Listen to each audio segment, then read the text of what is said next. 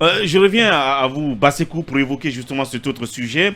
La Chambre du commerce, l'élection a été faite et Mamadou Baldé est élu président de cette Chambre nationale du commerce. Oui, c'est le bout du tunnel, hein, parce que depuis, selon nos sources, on apprend que cela fait plus de 18 ans que la Guinée, en tout cas, n'est pas parvenue à se doter d'une chambre nationale de commerce, d'industrie et d'artisanat. Absolument. Vous savez, sous l'ère Alpha Condé, toute la bataille qui a eu lieu, toutes les communications qui ont eu lieu, Ouais, il y a même le Toïboï et tout le reste. le clan, toute la pagaille qui a enregistré cette élection, elle n'a jamais eu lieu.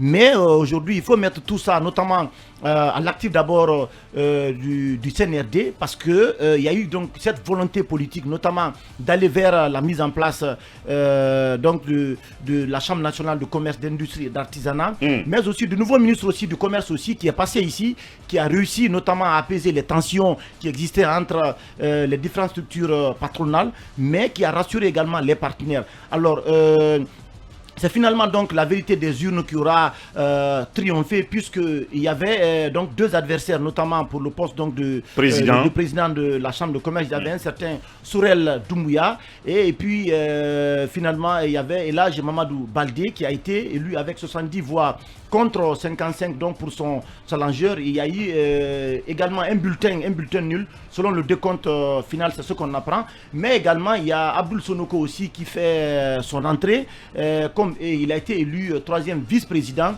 En revanche, ça n'a pas du tout passé pour Mohamed Lamine Baldé que vous connaissez, qui convoitait le poste de trésorier. Alors, je vais revenir rapidement sur la composition, si vous permettez, du bureau exécutif de la Chambre nationale de commerce, d'industrie et d'artisanat. Le président, comme je l'ai dit, c'est Elhadji Mamadou Baldé qui a été élu 70 voix contre 55 pour son challenger. Le premier vice-président, c'est Eric Benjamin Cole. L'ancien directeur des impôts. Absolument. Des grands projets. Voilà, des grands projets. Des impôts aussi. Ouais. Le deuxième vice-président commerce, c'est Aboubakar Sidiki Nabé. Le troisième vice-président industrie, c'est Abdoul Karim Diallo. La quatrième vice-présidente, on va dire comme ça, c'est Adjiratou Diallo. Le cinquième vice-président, c'est Ibrahima Diané. Le sixième vice-président, c'est Mamadi Doumbouya. Le trésorier principal, c'est Abdourahmane Kaba. Le trésorier adjoint, Ousmane Diallo. Le premier secrétaire, Mohamed Adama Sidibé. Et le deuxième secrétaire, donc qui boucle la composition du bureau exécutif, c'est Boubacar Yassine. Il faut rappeler que sur 128 votants, 26 ont répondu à l'appel et ce n'est que 126 donc, qui étaient présents, donc ont tous voté. Donc c'est une nouvelle ère notamment qui s'ouvre pour la Guinée parce que désormais, il y a un interlocuteur maintenant devant le gouvernement, en tout cas pour parler de toutes les questions liées au commerce, à l'industrie, à l'artisanat. La Guinée avait besoin de cette chambre-là, compte tenu de toute cette pagaille. Maintenant, il appartient notamment au bureau exécutif et tous les membres de travailler à ce que nous puissions voir le bout du tunnel concernant le travail qui a été fait, encore une fois, qu'il faut mettre à l'actif de tous les membres, mais aussi du CNRD. Non, c'est surtout, c'est le CNRD. Merci. Est-ce qu'on ne peut pas sourcer cette information? Merci Bassekou pour le compte rendu. Il me paraît que c'est un article de Mosaïque. Absolument. Oui, mais en fait, il y a également nos envoyés spéciaux. Oui, mais celui-ci a été publié intégralement, comme vous l'avez lu là, par Mosaïque. Et je pense que ce sont des personnalités morales différentes. Bien, merci beaucoup. Merci de le rappeler. C'est à mettre à l'actif du CNRD. Parce que tous ces gens que vous voyez étaient utilisés pour la plupart par le régime défunt dans l'entreprise de débauchage des politiques. On t'appelle, même le président là, on te dit travaille sur tel. Absolument. Voilà. Merci beaucoup. Ils étaient là, ils ont accompagné, ils ont accompagné tout ce qui s'est passé durant la décennie. Voilà. Et celui qui était au grand projet aux impôts, imaginez qu'il se retrouve tout puissant actionnaire de Topaz. Vous voyez tout ça. C'est assez interrogé. Quelque chose à dire là-dessus? Mais c'est bon, on peut. Il y a certains qui pensaient justement. Le pays est doux, quoi. Merci, mon beau. Certains pensaient que, comment il s'appelle, Sourel était le candidat de la junte et qu'il y aurait eu des manœuvres pour le faire passer. Je pense que la réalité nous donne tout le contraire de passage. Il faut préciser cela, Talibé. Oui, mais. La meilleure manière d'éliminer quelqu'un aujourd'hui dans une élection, c'est de dire qu'il est le candidat de la junte. Donc c'est aussi simple. Bien. Allez-y, monsieur Talibé. En fait, il faut dire que c'est quand même la preuve que quand il y a la volonté politique de faire avancer les choses, on y aboutit. Imaginez, depuis 18 ans,